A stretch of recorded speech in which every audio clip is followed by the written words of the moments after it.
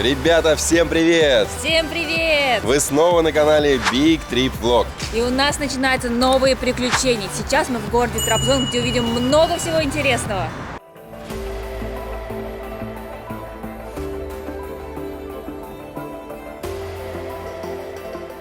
Одну ночь мы проведем в отеле DoubleTree Hilton. Такой большой отель красивый. Давайте зайдем внутрь, посмотрим на этот отель.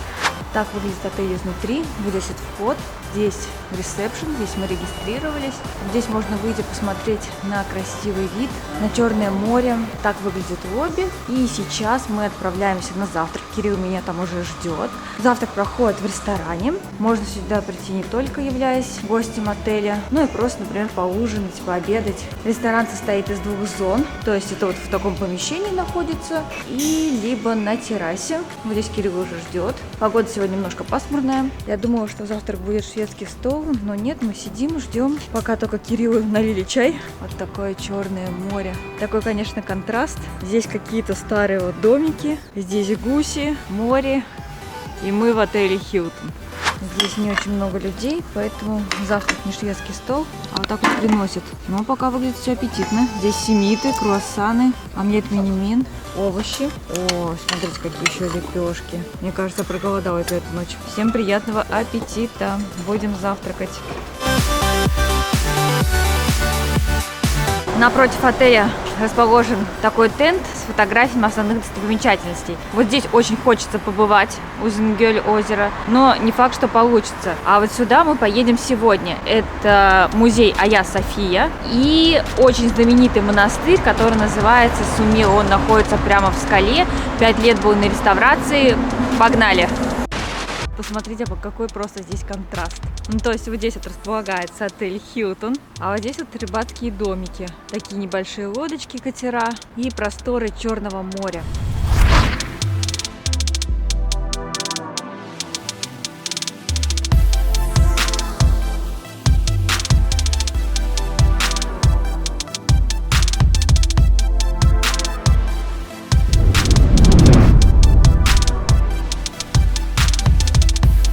Хочу вам рассказать, как мы вообще добирались до Трабзона, как вообще я узнала об этом месте и как мы решились на такое путешествие. Ну, во-первых, все вы знаете, что просто абсолютно всех коснулась пандемия, и границы все были закрыты. А у нас были другие планы, мы собирались и на Кипр полететь, и я думала, что в этом году получится путешествие по Перу, но, естественно, ничего не получилось. Было уже совсем грустно, и я подумала, что в прошлом году в Турции мы посмотрели не все самые интересные места.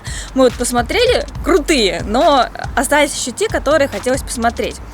И из Инстаграма я узнала о таком регионе, как Караденис, где чайные горы, где плато, где водопады. И мне захотелось, конечно же, их посмотреть, здесь побывать. Я рассказала об этой идее Кириллу, и вот сейчас мы здесь. Добираться было несложно, единственное, что это, конечно же, у нас заняло полдня. Мы доехали до Анталии, там сделали пересадку и долетели прямым рейсом до Трабзона, то есть из Анталии до Трабзона. Мы решили не брать какие-то экскурсии, потому что на самом деле их здесь не так много, и если они есть, то стоимость у них достаточно высокая, поэтому мы решили посмотреть все сами и арендовали машину. Скоро покажем вам эту машину и расскажем, конечно же, насколько удобно передвигаться по горам на машине. Смотрите, какой красавчик меня тут сопровождает. Эй, красавчик, ты где? Покажи свои белые зубы. Ты сейчас улыбался мне. Покажи свои... О, красивый пес, дружелюбный. Мы прилетели поздно ночью, поэтому сложить какое-то впечатление о городе Трабзон мы не успели. Вот пока все, что видим. Вот здесь город получается, а здесь такая рыбацкая практически деревушка. Я абсолютно ошиблась с погодой. Я думала, что так как здесь горная местность, то будет очень холодно. Но в итоге нет. Здесь такое приятное лето. Я в легкой рубашке, в топике. Поэтому, если вы все-таки соберетесь сюда, то знаете, что в Трабзоне в сентябре месяце очень тепло. Ну, посмотрим, как будет в горах. Может быть, там все-таки будет прохладно. Чуть не забыла вам сказать еще одну важную информацию, что если вы все-таки соберете Трабзон, то вы можете отправиться туда не только через Анталию, а еще и через Аланию, через Стамбул. Ну, то есть все зависит от ваших пожеланий. Вы можете совместить поездку в Стамбул и в Карадениз. Но вот нам, кстати, мы не знали об этом. Нам пришлось из одного терминала добираться до другого. Там расстояние вроде бы не такое большое, 2-3 километра, но в любом случае пришлось менять быстро деньги, пришлось искать такси и добираться до другого терминала. Поэтому имейте в виду, чтобы брать промежуток вот этого времени при пересадке подольше. У нас было где-то примерно 4 часа, поэтому мы все успели.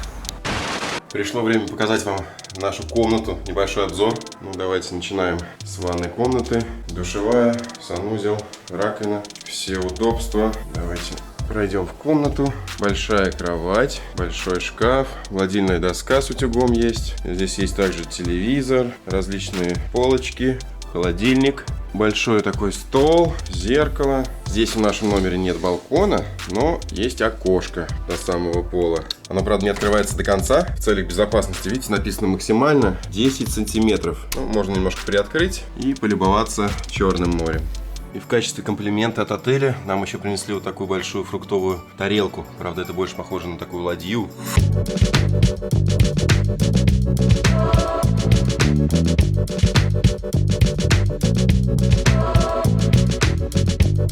Ребята, смотрите, какая у нас машинка.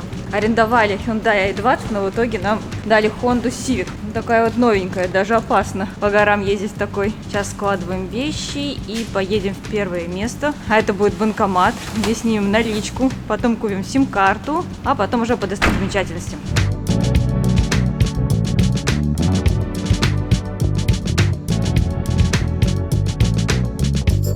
Вот такой красивый автомобиль новый.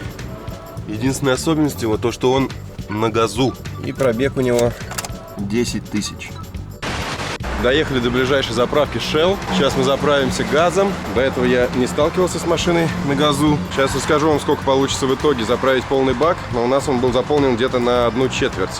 Все, расплатился за газ. Получилось примерно 28 литров заправили. Или, вернее, не литров, каких литров? Я не знаю, в чем измеряется газ. В общем, 28 единиц на 100 лир. Вот такая заправка. Ну, должно быть экономично. Кирилл припарковался, я вышла сначала в Водофон, вот здесь он находится, но в итоге они не продают сим-карты для туристов. В Турктелеком зашла, все продают, сейчас активируют на свой номер телефона, сим-карта будет действовать 3 недели. Вот, беру 20 гигабайт, стоимость 150 лир, но это явно не 359 лир, как предлагали вчера в Анталии в аэропорту. В прошлом году уже записывала для вас видео о том, что покупала сим-карту, и у нас эта сим-карта работала тоже на протяжении где-то 3 недель.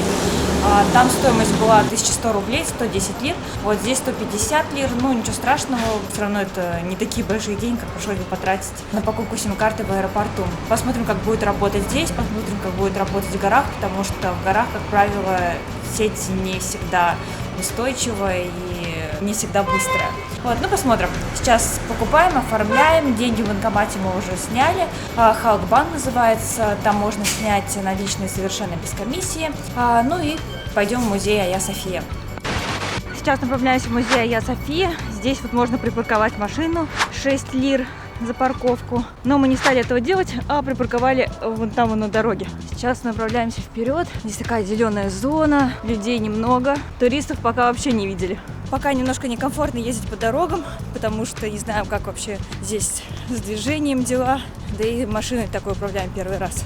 Не знаю, правда, пока это главный или не главный вход. Заходим сюда, написано мечеть Айя София. Как и в Стамбуле, у этого собора, музея, мечеть, большая история. Сначала его построили как собор, потом это здание было мечетью, потом это здание приобрело статус музея. Не будем сейчас углубляться в историю, но смотрите, из чего состоит этот музей. Здесь на улице вот такая вот пушка интересная, а здесь башня. Я думала на нее подняться, но видно, что вход туда закрыт. Думаю, оттуда бы открывался отличный вид.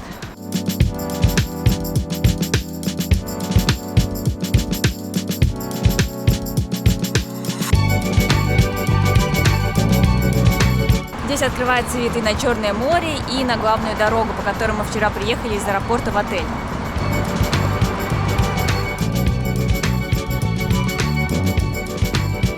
Перед входом в мечеть обязательно нужно снять обувь и повязать платок. Смотрите, какой интересный прозрачный пол, под которым расположены такие интересные фрески из различных камней. Очень красиво расписанные иконы, немного порушившиеся временем. А вот здесь вот есть ограждение прозрачное. Видимо, тоже будут конструировать. Такая атмосфера, спокойствие.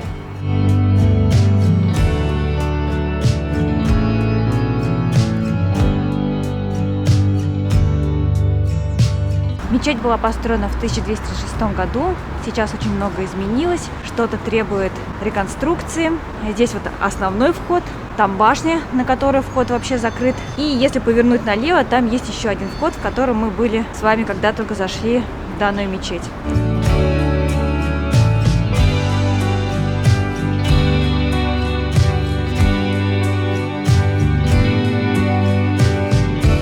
Ребята, посмотрите, какая потрясающая природа, такие горы. Не доезжая 4 километра до монастыря, нас остановили, мы припарковались, сказали: берите билет на Долмуш и езжайте до монастыря на Долмуше. Поэтому сейчас купим билеты и поедем. Сейчас идем покупать билеты. Смотрите, какой самовар здесь.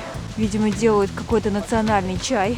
Не зря этот регион славится своим чаем. Берем за 6 лир 2 билета на местную маршрутку, которая в Турции называется Долмуш, и отправляемся наверх к храму. Мы сейчас остановились у такой обзорной площадки, где открывается вид на монастырь Сумела. Смотрите, он прямо в скалах.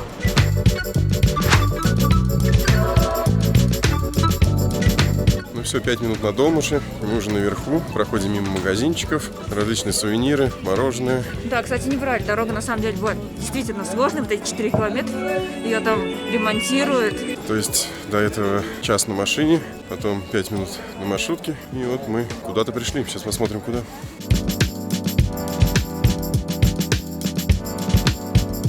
С одной стороны у нас Сумела монастырь, с другого Айя Варвара, собор, церковь. Не знаю, как более правильно. Давайте пройдем и посмотрим. Здесь вот такой вот необорудованный спуск вниз. Справа национальный парк. Выглядит пока как большая такая скала.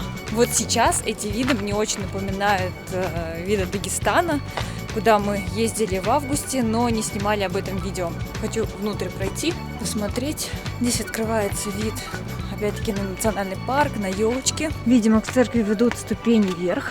Сейчас поднимемся. Крутые ступеньки. Заходим внутрь. И здесь, да, действительно такая вот часовня. Наверное, здесь проводятся какие-то молитвы. Ну, пока не очень понятно, потому что здесь оборудование и скамеечки. Никаких фресок нет. Но зато здесь потрясающая обзорная на эти красивые леса. Шум горного ручья где-то вдалеке. Может быть, даже водопадом. Смотрите, что я обнаружила. Отсюда видно храм Сумела, который в скале. Но сейчас мы сюда отправимся, посмотрим, как он выглядит внутри. Все зеленое, все такие елочки красивые. Там дорога потрясающая. Да, вот отсюда мы приехали. Здесь такая маленькая дорожка.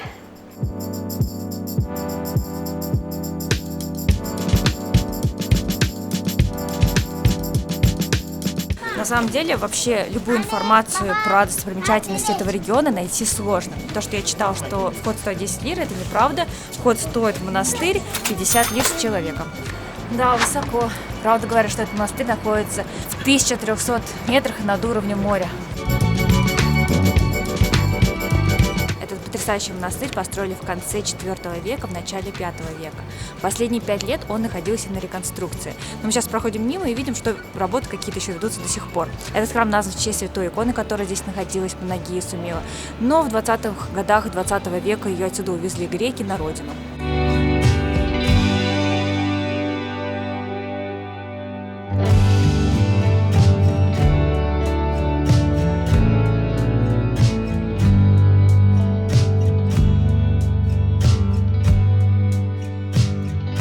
Ожидание немного не совпало с реальностью, потому что я ожидала увидеть немного другое. Здесь действительно провели большую работу, действительно здесь была реконструкция, но посмотрите, работы продолжаются, и ты хочешь увидеть что-то такое, знаете, старинное, впасть в эту атмосферу, а ты не можешь, потому что здесь постоянно ведутся работы. Вот сверху отчетливо видно вот здесь строительные леса везде. Ну, в общем, рабочие продолжают работать даже на крыше. Если подводить итоги, мы немножко расстроены. Видите, какой Кирилл грустный сидит? Потому что внешне этот храм гораздо более красивый, чем внутри. Внутри постоянно проводятся работы и не удается насладиться атмосферой. А еще мы расстроены, что здесь нельзя запускать дрон, потому что здесь проходили какие-то военные действия. Ну, на этом будем прощаться. Еще нас ждут впереди красивые места. Все, ребята, пока, увидимся скоро. Не забываем ставить лайк. И подписываться на наш канал. Пока-пока!